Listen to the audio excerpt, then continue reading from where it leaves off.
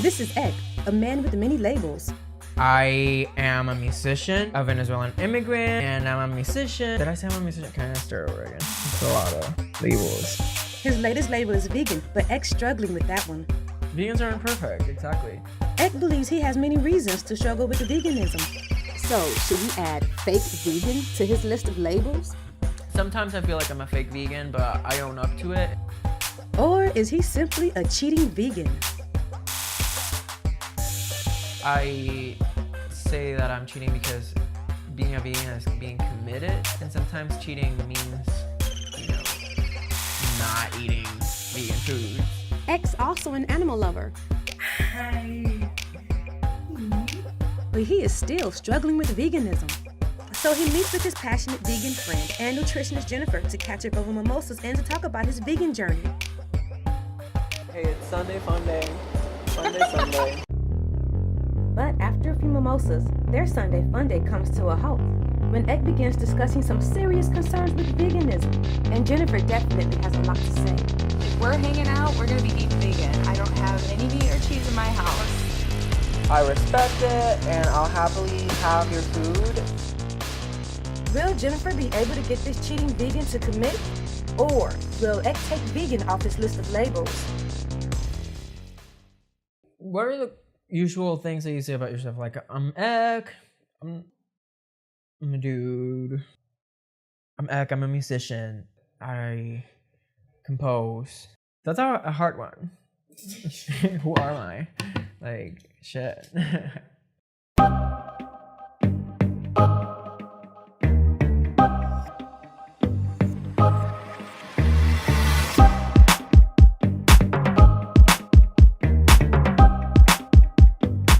Hi, I'm Ek.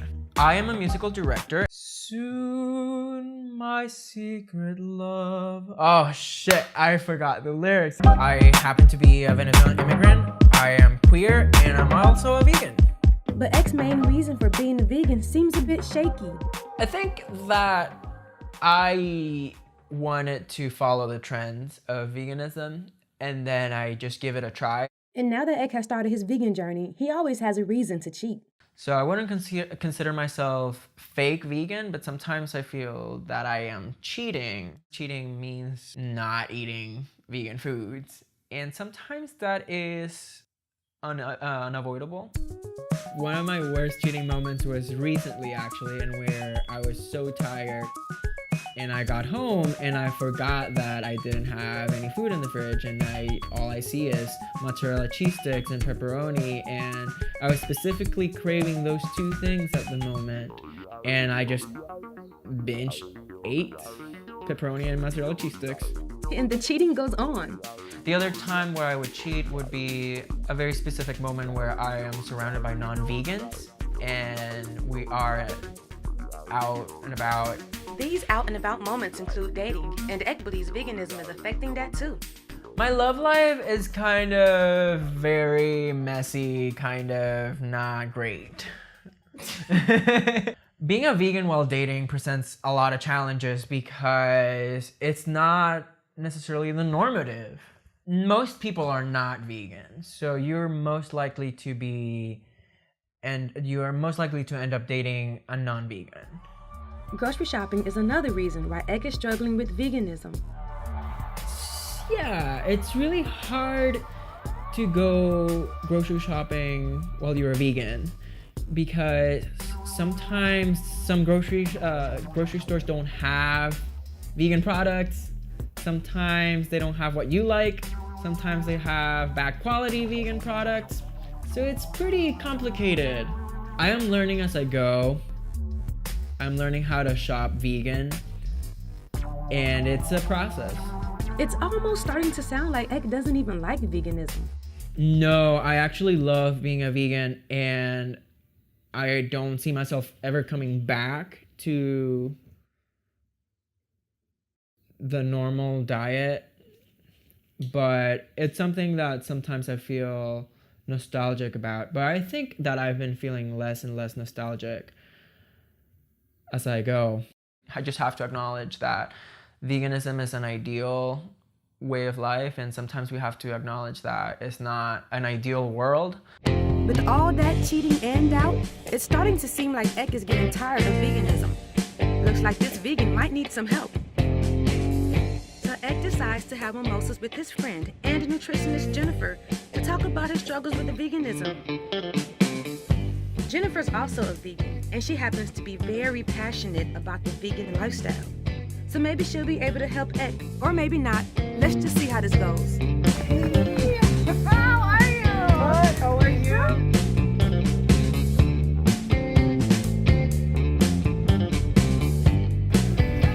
Beautiful day. Good idea.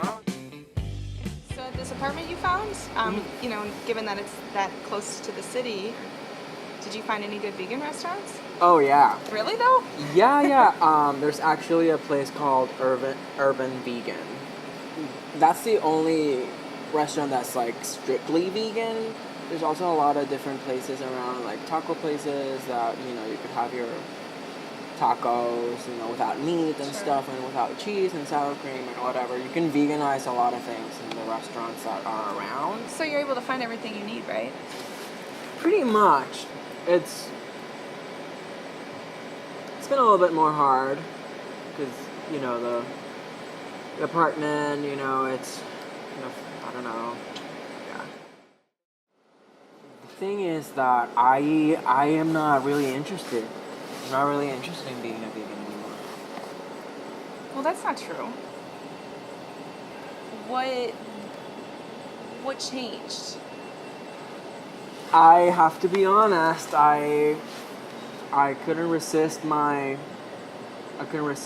cravings. I was getting tired of the same thing over and over again. And I was getting tired of tofu. Well, who wouldn't get tired of tofu? Why were you eating so much tofu? I know. Hey, I grew up eating meat, and I thought tofu was going to fill in for all the meats. I couldn't have anything without it because it's the only thing closest to meat. Well, think about it this way. Two things. One, if you're using soy as your main protein source, right? If you did that with meat, like say ham, if you ate ham every day, wouldn't you get sick of that too? I mean, that would be too much ham. So, since we're such good friends, and I just got my holistic nutritionist certification, we need to talk about what you're eating. There's more options for protein. And, you know, if you do slip, eventually you're not gonna like the way meat product or animal products taste. Eventually you'll just prefer the food that you have at home, or, you know, you'll prefer vegan options. Yeah. But I think it just, you have to adjust and you have to change your preferences. And Yeah. nobody wants to eat tofu every day. Yeah, right. So do you think that would make sense for you to sort of talk about other ways that you can get protein? You were saying that I won't miss the taste, but I love the taste. So, but don't you think you're going to have a little bit of like dissonance in your head because, you know, you can picture yourself eating part of a cow. I mean, that's disgusting. Yeah. You know, maybe it'll be like a gradual thing. Maybe I'll be vegan by age 80. I don't want to label it. No, sure. I don't want to label myself vegan. I know I love eating burgers. Well, veggie burgers are better. Well, that's your opinion. They taste better. Well, that's your opinion. I think the issue is bigger than me eating burgers and hot dogs. I think that the issue lays on how the food industry is being handled, and I think that we need to focus more on that, how animals are treated. Okay. Okay, so what I'm hearing you say is a couple of things. One, you are okay with eating animals as long as they were treated well. So, but you're still killing them. I think that's you saying that it's not necessary. It's an opinion. I hate to say this, but I for sure know that other animals have to kill other animals. What? I love animals, but I also eat them. Are you gonna picture the animal that you're eating while you're eating it? I don't think so, because I've already done that. I want to find the people who can make a difference in the way that animals are treated and make sure that, you know, I can support that. And I think I'll be at peace of mind with that. X clearly getting frustrated, but Jennifer still has a lot to say. You know, I mean, you have this knowledge. You're going to be healthier. You're not going to be cruel to animals. You talked about the food industries. The vegetable industries are not, you know, big food. So you'd be supporting something better. And, you know, for all the things that your reasons why you want it to be vegan, they're still there. I think I'm done with veganism. I think that you should keep trying. I respect the vegan diet and it works for some people, but for me what I realized is that you know, life is too short. I really want to not have to. Well, life's gonna be shorter. I know, but I don't know if I care that much. Well, I mean, I'm sad to hear that you know, went back to a standard American diet, especially with what you know about how much better a plant-based diet can be. Jen, I'm sad that you're sad. However, I am very grateful for your support, and you know, I just like to let you know I really don't want to be told what to eat or anything. I just want to be left alone. Okay, well, since I've known you, I know that your true self is to, if it's not be vegan, to at least significantly reduce the amount of animal products in your diet.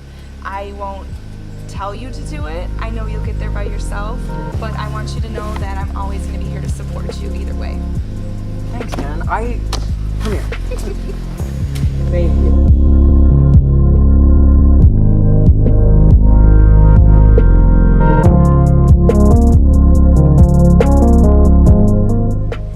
Well, I'm sad to hear that Ek had such a difficult time with his journey towards a plant-based diet. And I know he doesn't want me to push him on it, but I know it's his true self, and I know he'll feel better when he, you know, commits to it and figures out how to do it right. Yeah, that was interesting. You know, Jen is a great person. I love her. She's great. She can be difficult. I hadn't realized how fixated and how determined Jen was. I'm glad she ended up supporting me and, you know, respecting my decision. Or at least that's what I thought happened. I'm happy with my decision. I feel much better. And if she wants to stay friends with me, she's gonna have to be happy with my happiness. I'd like you to accept me for who I am, for who I think I am.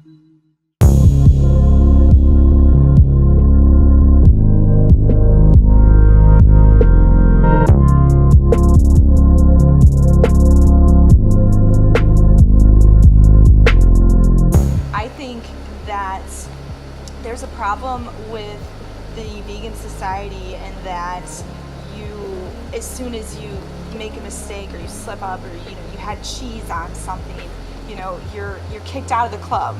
And I think that that's a little ridiculous. You've been eating one way for such a long time, and to completely change the way you're eating is hard. It's hard for anybody. I know that you're gonna find your own path that makes you be your true self.